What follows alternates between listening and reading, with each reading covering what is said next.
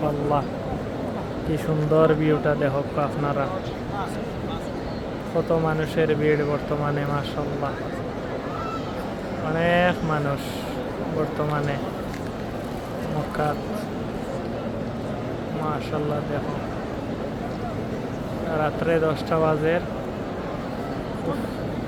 কি সুন্দর একটা নাজারা। মক্কার ভিউটা হইল অন্যরকম, আর শান্তির জায়গা। ক্লক টাওয়ারিটা ঘড়িতে দেখো কটা বাজে, রাত্রে 9টা বাজে সৌদি আরব বর্তমানে।